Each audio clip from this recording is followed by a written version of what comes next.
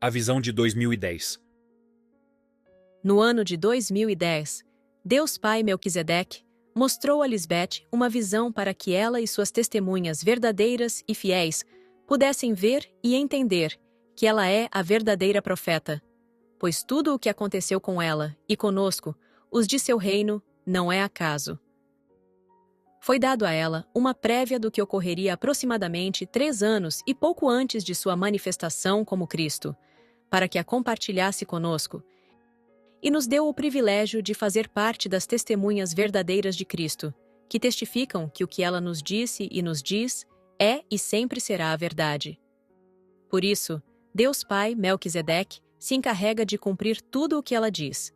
Na visão, ela estava em um edifício bem alto e muito moderno, como uma torre. Ela estava em um dos andares superiores e, ao entrar em uma sala, viu alguns homens vestidos de terno preto, com óculos escuros, que pareciam agentes de segurança de celebridades ou presidentes. Eles estavam em um canto do lado esquerdo da sala. Ela via que eles não podiam avançar e permaneceram parados, como espectadores do que estava acontecendo. Na entrada da sala, havia um homem alto segurando o anticristo da dispensação passada, como para cortar-lhe a cabeça. E o homem diz a Lisbeth: "Vou cortar a cabeça dele para ver se sai sangue azul, como ele diz." Ela, assombrada com o que via, ficou paralisada pensando que veria sair sangue azul. Mas quando o homem cortou o pescoço do anticristo, o que saiu foi sangue vermelho e ele morreu. Em seguida, seu corpo foi jogado pela janela do arranha-céu, e ambos correram para a janela, para ver o que havia acontecido com o corpo do anticristo, e quando olharam para baixo, viram que o corpo havia caído em uma lixeira.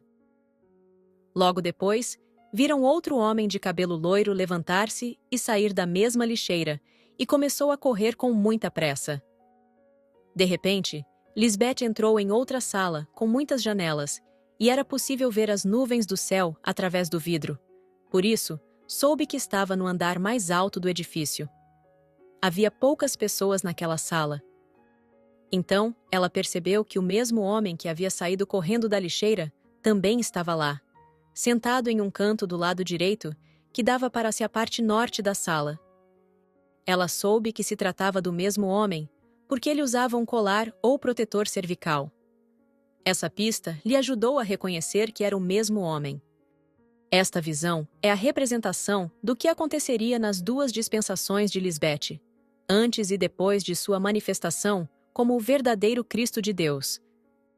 Claro, ela antes não podia perceber as coisas que via e por isso não sabia seu significado, e levou tempo para poder ver que se tratava de acontecimentos que ocorreriam no futuro. Mas, apesar de não poder entender naquele momento o que estava vendo, em sua fé e paciência, tinha a certeza e convicção em seu coração de que a visão foi verdadeira e que um dia Deus lhe mostraria a razão pela qual ele a havia mostrado. Cristo Lisbeth é o verdadeiro profeta de Deus, e por isso tudo o que ela disse até agora veio se cumprindo. Hoje ela pode revelar com clareza que os 2 homens da visão são os 2 anticristos. Um que se levantou antes da manifestação dela, como o Cristo para enganá-la e impedi-la de cumprir sua missão salvadora. Mas o reinado dele foi destruído, porque estava fundado em mentiras. O outro anticristo se levantaria depois que ela estivesse manifestada como o Cristo, para perseguir suas ovelhas do outro redil, os estrangeiros que creriam nela, para enganá-los, e assim evitar que fossem salvos pela mulher. Esse outro homem terminou na sala de julgamento. Por isso, o primeiro anticristo, antes de perecer, disse: "Quem colocou essa cadeira aí?" Essa cadeira que ele viu é a do juízo eterno, o fogo que nunca se apaga, a sarça ardente que te obriga a tirar os calçados dos teus pés em sua era. Porque terra santa é ela, Cristo Lisbeth, e por teu caminhar imundo, ela te usará como o exemplo que não deve ser seguido. E todos os que praticam as mesmas coisas que os anticristos cansaram Deus Pai Melquisedeque com suas palavras e ações injustas e más. Tentam fazer os outros acreditarem que todo aquele que faz o mal agrada a Deus e que Deus se agrada deles. Pensam que estão acima da lei e que sempre sairão impunes de todas as aberrações que cometeram, porque, segundo eles, Deus não existe ou não intervém nos assuntos da terra. Portanto, és inexcusável, ó homem, quem quer que sejas tu que julgas, pois no que julgas a outro, condenas a ti mesmo. Porque tu que julgas, fazes o mesmo. Mas sabemos que o juízo de Deus contra os que praticam tais coisas é segundo verdade. E pensas isto, ó homem, tu que julgas os que tal fazem, e fazes o mesmo, que tu escaparás do juízo de Deus? Ou menosprezas as riquezas de sua benignidade, paciência e longanimidade, ignorando que sua benignidade guia ao arrependimento?